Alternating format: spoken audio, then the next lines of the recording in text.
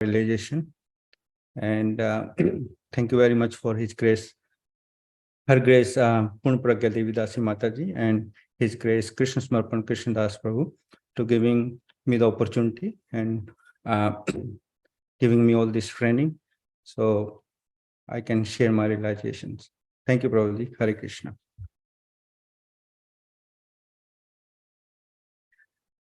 So we are studying intermediate devotees. If I can request you to turn on your cameras, please. Yes, thank you. So we are studying Isopanishad. I think you all have this book. Introduction. So we started the introduction last week, and we studied sort of halfway through, and we're going to complete it today. I just want to recap some points that last week what we covered. So first of all, we covered like teachings of the Vedas are the original knowledge. And then we have like 4 defects, like sure to commit mistakes, we are illusioned, we have cheating propensity, and our senses are imperfect. And with these 4 defects, we cannot expect to gain perfect knowledge. And we are not Hindus. We are followers of Vedas, Varnashram Dharma. And Vedic principles are accepted as axiomatic truth, and Vedic injunctions cannot be interpreted. So, and the Vedas are called Shruti, the knowledge acquired by hearing, which is beyond our experimental knowledge. So it's all establishing that Vedic knowledge is the original knowledge, and why we cannot acquire knowledge on experimenting things. So Vedas are considered to be the mother, and the knowledge comes down to disciplic succession. And then we looked at the 3 kinds of evidences. You know, the Pratyaksha, Praman, direct evidence, Anuman, hypothesis, and Shabda, or hear from authorities. So Vedic knowledge is a Shabda Praman, or Shruti. Now, today we're going to study the rest of the introduction. Let me see if I can share my screen. It says disable. Hare Krishna, Amrish Prabhu, if you can allow me, please, to share my screen.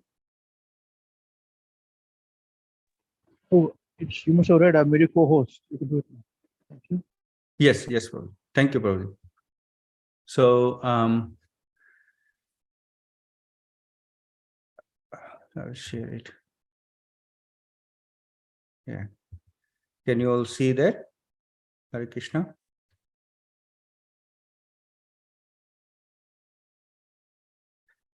Okay. Can I have volunteer to Yes, read this further? Hare Krishna. Hare Krishna. Yes, Mataji. Yes, I can do it. Okay, Mataji. Thank you. Yes. There is a spiritual sky. There is another nature which is beyond manifestation and non-manifestation. But how will you know that there is a sky where the planets and inhabitants are eternal? All this knowledge is there, but how will you make experiments? It is not possible. Therefore, you have to take the assistance of the Vedas. This is called Vedic knowledge. In our Krishna consciousness movement, we are accepting knowledge from the highest authority, Krishna. Krishna is accepted as the highest authority by all classes of men. I am speaking first of the 2 classes of transcendentalists. One class of transcendentalists is called impersonalistic, Mayavadi. They are generally known as Vedantists, led by Shankaracharya. And there is another class of transcendentalists called Vaishnavas, like Ramanujacharya, Madhvacharya, Vishnu Swami. Both the Shankar Sampradaya and the Vaishnava Sampradaya have accepted Krishna as the Supreme Personality of Godhead. Shankaracharya is supposed to be an impersonalist who preached impersonalism, impersonal Brahman, but it is a fact that he is a covered personalist. In his commentary on the Bhagavad Gita, he wrote, Narayan, the Supreme Personality of Godhead, is beyond this cosmic manifestation. And then again he confirmed that Supreme Personality of Godhead, Narayan, is Krishna. He has manifestation. He has He has come as the son of Devaki and Vasudeva. He particularly mentioned the names of his father and mother. So Krishna is accepted as the Supreme Personality of Godhead by all transcendentalists. There is no doubt about it. Our source of knowledge in Krishna consciousness is the Bhagavad Gita, which comes directly from Krishna. We have published the Bhagavad Gita as it is, because we accept Krishna as he is speaking, without any interpretation. That is Vedic knowledge. Since the Vedic knowledge is pure, we accept it. Whatever Krishna says, we accept. This is Krishna consciousness. That saves much time. If you accept the right authority or source of knowledge, then you save much time. For example, there are two systems of knowledge in the material world, inductive and deductive. From deductive, you accept that man is mortal. Your father says man is mortal. Your sister says man is mortal. Everyone says man is mortal, but you do not experiment. You accept it as a fact that man is mortal. If you want to research to find out whether man is mortal, you have to study each and every man. And you may come to think that there may be some man who is not dying, but you have not seen him yet. So in this way, your research will never be finished. In Sanskrit, this process is called aroha, the ascending process. If you want to attain knowledge by any personal endeavor, by exercising your imperfect senses, you will never come to the right conclusions. That is not possible. Yes, we stop here. So, so here Srila Prabhupada are explaining that about spiritual sky, first thing is spiritual sky. So to know spiritual sky, we cannot experiment. And because it's beyond our reach, it's beyond our this material world. And there are then two categories of transcendentalists. So one is called the impersonalist and another one is personalist. So in personalist, it's Mayavadis. And personalists are Vaishnavas. So Mayavadis or they are called transcendentalists also because they also believe that we are not this body. So they know that fact that we are not this body. We are beyond this body. But they take God as in an impersonal form or in an energy or Brahma Jyoti. So they say that Brahma, Satya and Jagat Mithya. So everything is Brahman, and apart from Brahman is false or non-existent. But they, and as I said, that they also call transcendentalists because they accept that, and then they know that the body is not all in all. And the second category is Vaishnavas or the personalists who take personal form of Krishna, of God. So in his Shyam Sundar form. So everything comes from Lord, and he has his eternal abode. And devotees of the Lord goes to Krishna's abode or Vaikuntha Lokas, which are beyond this material manifestation. That is a spiritual sky. But all this given in revealed scriptures like Srimad Bhagavatam Puran and Bhagavad Gita. And devotees of the Lord accept Krishna's word without any interpretation. As Srila Prabhupada said, that whatever Krishna says, we accept this. And this is Krishna consciousness. Accept from the right authority or right source of knowledge. So we have to understand this. We have to receive the knowledge from the right authority and right source of knowledge. And this is called Avroha, or descending, coming from the top, descending process. It comes from the top to bottom via disciplic succession, So like we have a disciplic succession, we discussed that last week also. Like there are 4 sampradayas, Vaishnava sampradayas. So these called disciplic successions.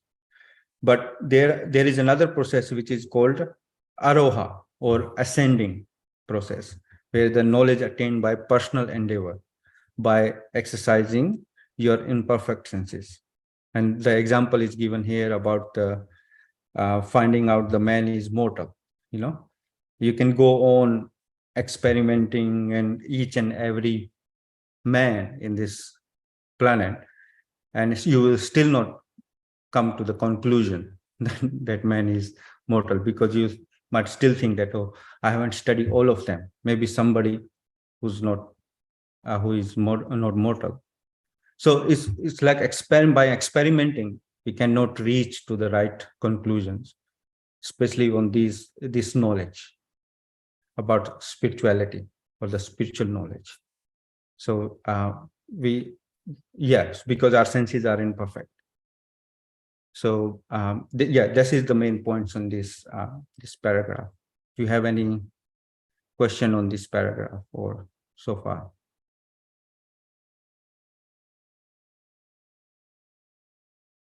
Okay, no. So we'll study further.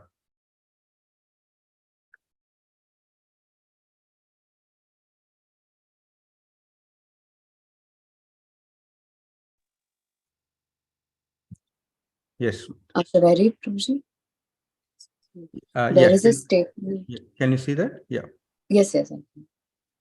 There is a statement in the Brahma Samhita. Just ride on the airplane which runs at the speed of the mind. Our material airplanes can run 2,000 miles per hour. But what is the speed of mind? You are sitting at home. You immediately think of India, say 10,000 miles away, and at once it is in your home. Your mind has gone there. The mind speed is so swift. Therefore, it is stated, if you travel at this speed for millions of years, you will find that the spiritual sky is unlimited. It is not possible even to approach it. Therefore, the Vedic injunction is that one must approach. The word compulsory is used. A bona fide spiritual master, a guru. And what is the qualification of a spiritual master? He is one who has rightly heard the Vedic message from the right source, and he must practically be firmly established in Brahman. These are the 2 qualities he must have. Otherwise, he's not bona fide. Yes, we'll stop here. So here is very important point is 2 qualities, So a bona fide spiritual master as a guru is needed, who is heard the Vedic message from the right source and must practically be firmly established in Brahman. So the first point is that we must stick to the one source of knowledge, which is bona fide source. How we know that it is bona fide? Because the source is practically established in this knowledge. When we see our Guru Maharaj, Mahavishnu Goswami Maharaj, and who showed us by his example and practical implementation of Vedic knowledge, and then the fountainhead of this practical knowledge and all the books are given to us by His Divine Grace, A.C. Bhaktivedanta Swami Srila Prabhupada. And Srila Prabhupada gave us the access, very easy access to this Vedic knowledge in very simple and easy to understand language and with practical implementation. So the bona fide guru has these 2 things, right? So first it should be right source, and then practical implementation should be there. Because without practicality, it's very far away. So we cannot understand or we cannot get that knowledge. It will be like a distance to us, further away. So that's why it has to be very practical and very implement, so we can implement in our life. That's why this Vedic knowledge can be a part of our culture or day-to-day life. We can follow it. So this is the important point here in this para. Right? So we'll study further.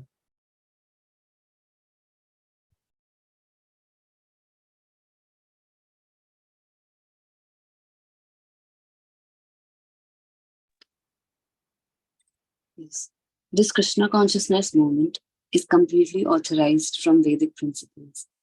In the Bhagavad Gita, Krishna says the actual aim of Vedic research is to find out Krishna. In the Brahma Samhita, it is also stated Krishna Govinda has innumerable forms, but they are all one. They are not like our forms, which are fallible. His forms are infallible. My form has a beginning, but his form has no beginning. It is Anant, and his form, so many multiforms, has no end. My form is sitting here and not in my apartment. You are sitting there and not in your apartment. But Krishna can be everywhere at one time. He can sit down in Golok Vrindavan, and at the same time, he's everywhere, all pervading. He's original, the oldest. But whenever you look at a picture of Krishna, you'll find a young boy, 15 or 20 years old. You'll never find an old man. You've seen pictures of Krishna as a charioteer from the Bhagavad Gita. At that time, he was not less than 100 years old. He had great grandchildren, but he looked just like a boy. Krishna, God, never becomes old. That is his supreme power. And if you want to search out Krishna by studying the Vedic literature, then you will be baffled. It may be possible, but it is very difficult. But you can very easily learn about him from his devotee. His devotee can deliver him to you. Here he is. Take him. That is the potency of Krishna's devotees. Yes, ma'am. We'll stop here. So yeah, here Srila Prabhupada, the second point, the second important point is that Srila Prabhupada are saying that if you want to search Krishna by studying the Vedic literature, then you will be baffled. Actually, there are many Vedic literatures and different topics covered in Vedas. Although ultimate goal of Veda is to know Krishna, but still people get baffled by studying Vedas if the real goal is not known. If the real goal is not known, so they do, because it's a vast variety of topics covered in Vedas. So they get baffled and they get tangled in different knowledge, and we from here or in Bhagavad Gita, I just want to share one verse from Bhagavad Gita where Krishna is saying that he is the ultimate goal of Vedas.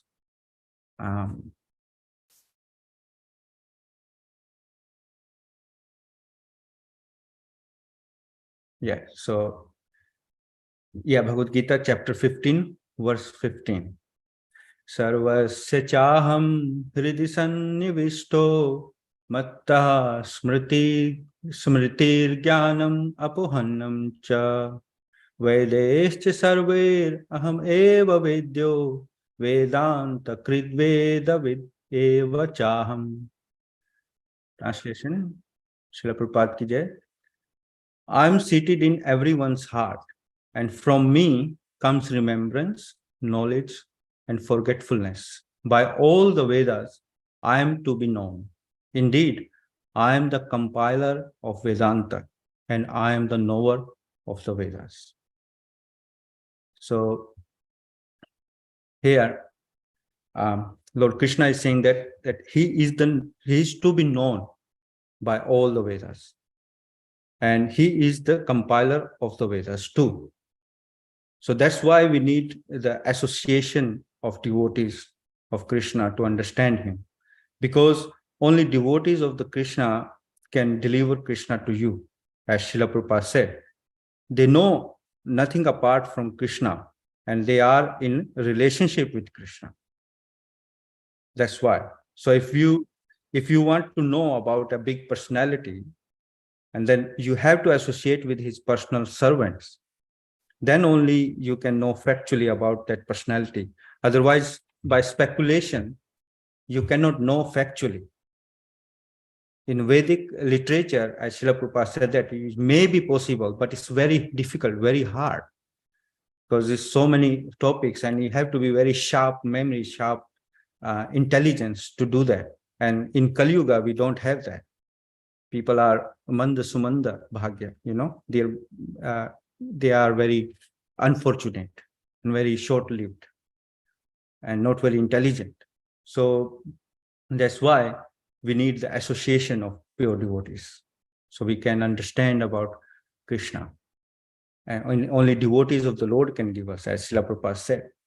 So that is the main point here.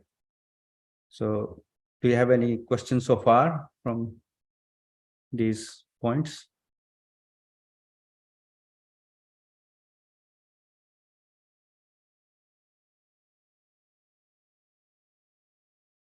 Okay, so we will study further.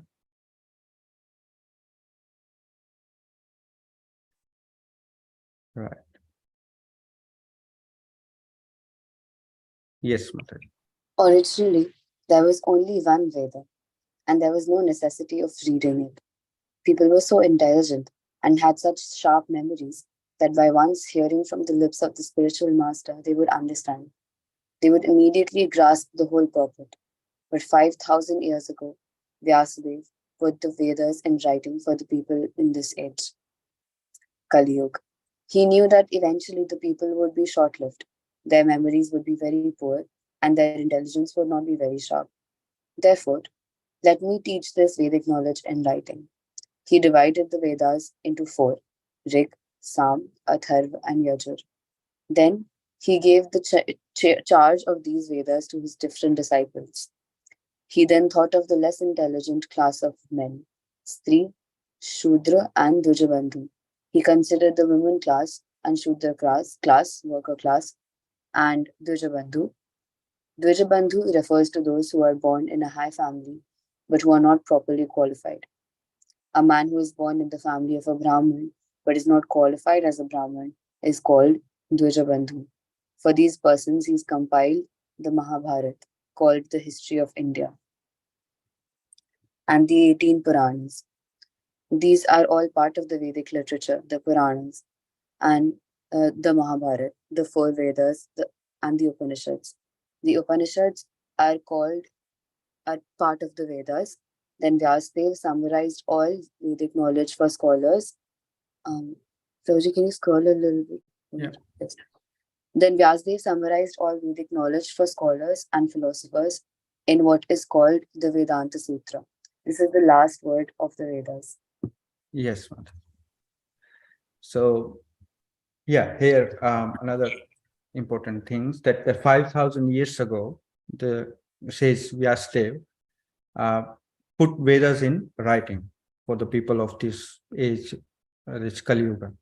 Originally, there was only one Veda. Then he divided into four Vedas: Rig Veda, Sham Veda, and Atharva Veda, and Yajur Veda. And for the less intelligent people, Dvij Bandhu, woman, and Shudra, he compiled Mahabharata and Ramayana and Puranas. These are all ancient histories. Then 108 Upanishads.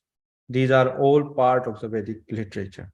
Then Vyasadeva summarized all the Vedic knowledge for scholars and philosophers in what is called Vedanta Sutra. Or Vedanta means last word of Vedas. So what we have following three things. One is the Shruti. The first is Shruti. So that is the receiving by hearing.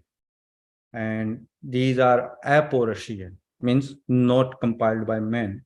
And they are direct from Krishna. And there are four Vedas. So these are Shruti. And then number two is Smriti. Smriti is a remembrance, So they are like 18 Puranas, the ancient histories. So Puranas are called also supplementary of the Vedas. What does that mean? That if you do not read Vedas, but read Puranas, example, Srimad Bhagavatam Purana, then it is as good as reading Vedas. And then number 3 is 108 Upanishad. So Upanishad, we know that is a knowledge which brings closer to God. That's what we're going to study now, the Sri Isopanishad. So Upanishad, so like Gita Upanishad, Isopanishad, Katha Upanishad, Mundaka Upanishad, etc. These are 108 Upanishads. So they are complementary. They are called to be complementary to Vedas. Means they are recommended reading alongside with Vedas and or Puranas. So these 3 categories. So Vyasadeva divided Vedas, and then he compiled all these Vedic literatures, Puranas and Upanishad, and Mahabharata and Ramayana for less intelligent people. So in Kali Yuga, we all were not intelligent. So it's basically for us. So it's not like one category. And there is one word is used here, Dvij Bandhu. Dvij Bandhu is also, Dvij means Brahmana or intelligent class. So Dvij Bandhu, who are born in that family, but they are not qualified. So yeah, so for all of this literature has been compiled. So Srila Vyasadeva was, but he was not satisfied after compiling this Vedanta Sutra also, and all these literature. Then his spiritual master, Narad Muni, instructed him to explain Vedanta Sutra. And the natural commentary on Vedanta Sutra by Srila Vyasadeva compiled in the form of Srimad Bhagavatam Purana. That comes in the next para. So, so all 4 Vaishnava Sampradayas got their own commentaries, on Vedanta philosophy. So we'll read that first, and then we'll discuss more on that.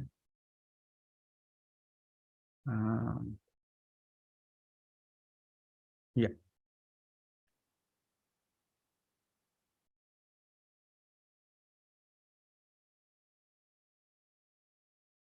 Can you see that, Mother? Yes, Prabhuji. Yes, sorry. Yes, Prabhuji. Vyasadeva personally wrote the Vedanta Sutra under the instructions of Narad, his Guru Maharaj, spiritual master, but still he was not satisfied. That is a long story, described in Srimad Bhagavatam. Ved Vyas was not very satisfied even after compiling many Puranas and Upanishads, and even after writing the Vedanta Sutra. Then his spiritual master, Narad, instructed him, "You explain the Vedanta Sutra. Vedanta means ultimate knowledge, and Vedavid eva chaham. Ultimate knowledge, and the ultimate knowledge is Krishna. Krishna says that throughout all the Vedas, one has to understand him. Vedanta krid Veda vid eva chaham. Krishna says, I am the compiler of the Vedanta Sutra, and I am the knower of the Vedas. Therefore, the ultimate objective is Krishna.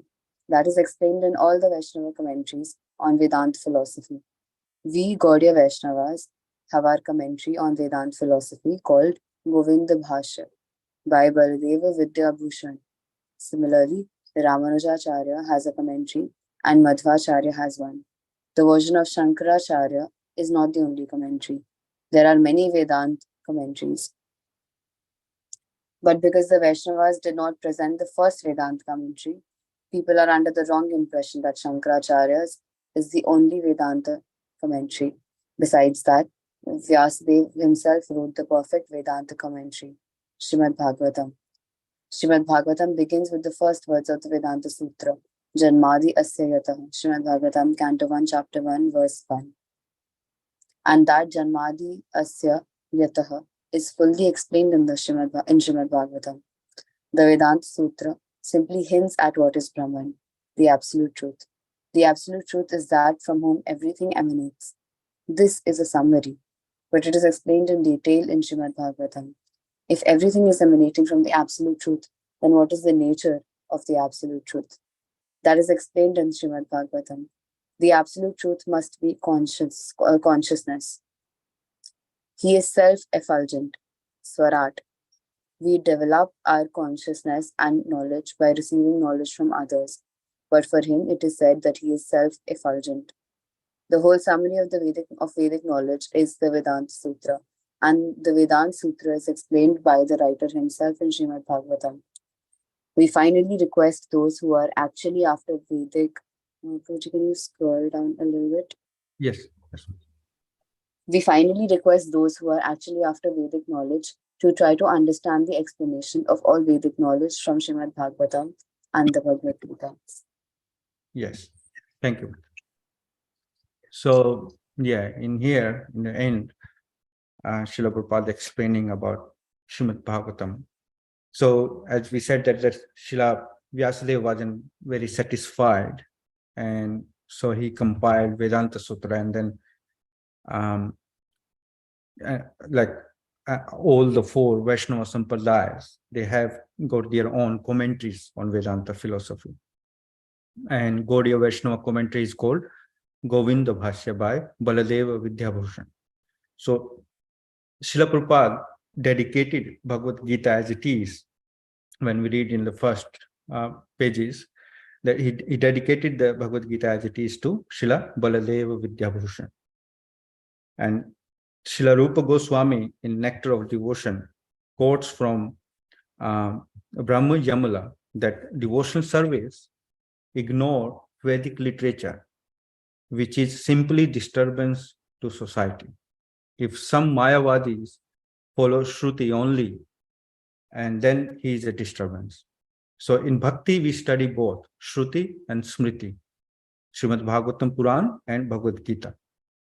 Shruti is required as we follow the mood of disciplic succession. Example, loving Krishna in separation, which is the mood of Gopi, so Gopi Bhav. So here we can see that Krishna consciousness movement is a bona fide movement, which is based on revealed scriptures, like Srimad Bhagavatam Puran and Bhagavad Gita.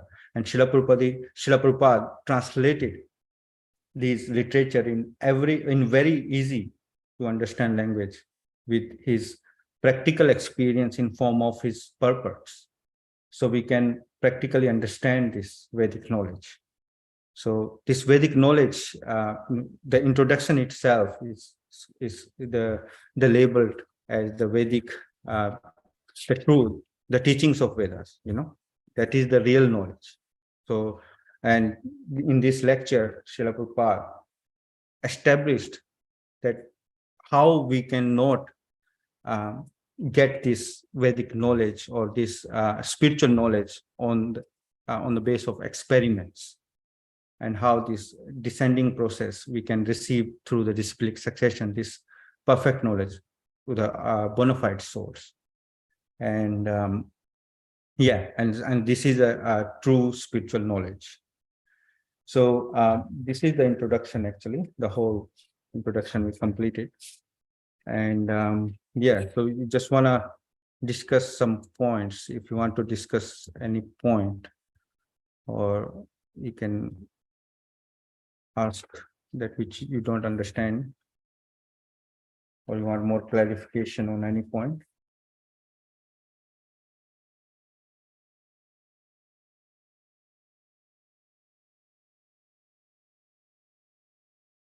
Where is Parth Prabhu there? Yeah. Hare Krishna. Hare Krishna.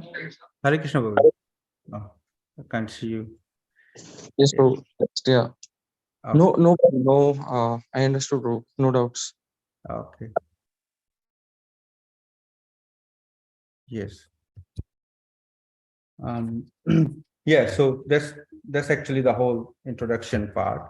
The next we is invocation prayer, and there are mantras.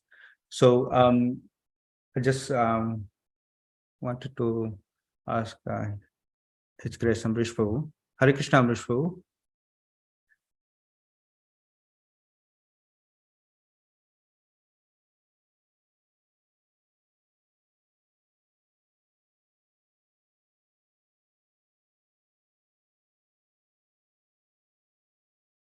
Prabhuji might be busy.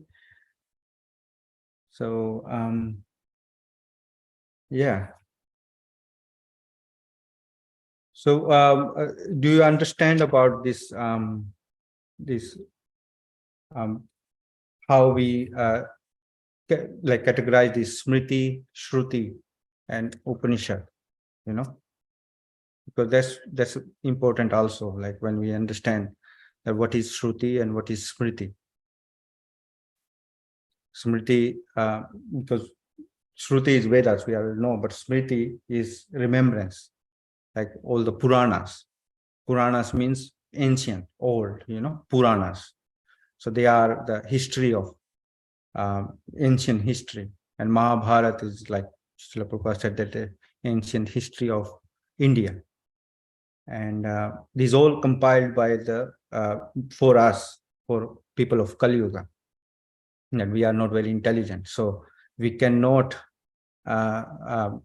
grasp we need very sharp intelligence to understand Vedas and Vedanta Sutras. So that's why these other literature has been compiled, and it's very important that we understand this, that this Upanishad also there, and it's a different, like 108 Upanishads. So, but in the main Upanishad is like Bhagavad Gita is also called Gita Upanishad. It's a part of Mahabharata, but it is called Gita Upanishad. And we're going to study this Isopanishad. So Isopanishad is very favorite to Srila Prabhupada. That's why he translated this. And this is, so this knowledge is a Vedic knowledge. I think if we don't have any questions, so we can conclude if Grace Amrish Prabhu has any comments or any things to add. Hare Krishna Prabhuji.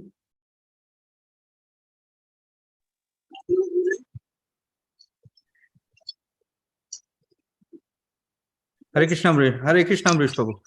I just wanted to ask, like, if you can please add any I'm changing the comments. place. Just one point. Thank you, Prabhuji, for a nice realization. It was very nice. That the 108 Upanishads for each of the Vedas, and Upanishads are called they are called supplementary. Whereas the Puranas are called complementary. Okay, so it's other way. Sorry, I got it wrong way then. No. So Upanishads right. are supplementary or complementary, Prabhuji? They are complementary to the Vedas. Oh. And Puranas are supplementary, which you can do without it. That's what it means. If you read the Puranas, like Bhagavad Puran, then it's good as reading the Vedas. That's what I mean. Yes. Okay. So that way you are. Yes, Prabhuji. Thank you very much. Thank you, Prabhuji. Okay. Thank you very much. Now we will just continue from the YouTube. Those who are watching us, you can just wait here for a few minutes, please. And we'll be back with you in 2 seconds with the new link to share. Okay. Krishna, can you please do that, please? Thank you very much. Okay. Hare Krishna. Om Namo Bhagavate Vasudevaya. Om Namo. Om Namo Bhagavate Vasudevaya. Om Namo Bhagavate Vasudevaya. Om Ajnana Timirandhasya Jnananjana Salakaya Chakshurun Militam Yena Tasmai Shri Gurave Namaha. Narayanam Namaskritya Naram Chaiva Narottamam Daivim Saraswatim Vyasam Tato Jayam Udirayet Nashtaprayeshva Abhadreshu Nityam Bhagavata Sevaya Bhagavati Uttama Shloke Bhaktir Bhavati Naistiki. Hare Krishna, Krishna Krishna, Hare Hare, Hare Rama, Rama Rama, Hare Hare. Jai Srimad Bhagavad Gita as it is ki jai. Granthrat Srimad Bhagavatam ki jai. Shri Chaitanya Charitamrita ki jai. Shri Nitai Gaur Chandra Premanand. Hare Hare Bol. Hare Krishna, Krishnadas, have you put on? Have you disconnected from the YouTube, please?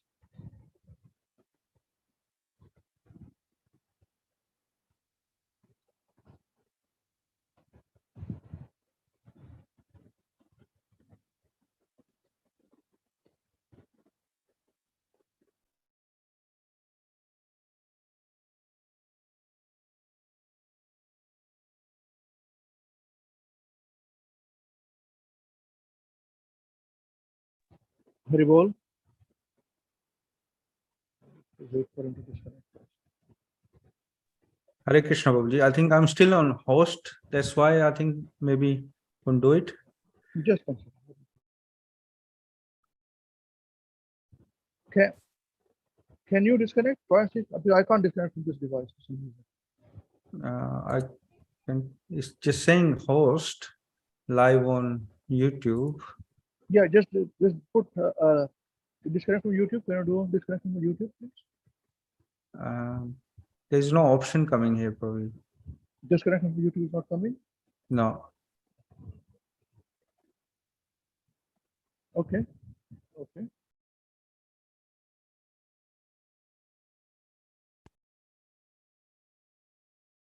Live on YouTube.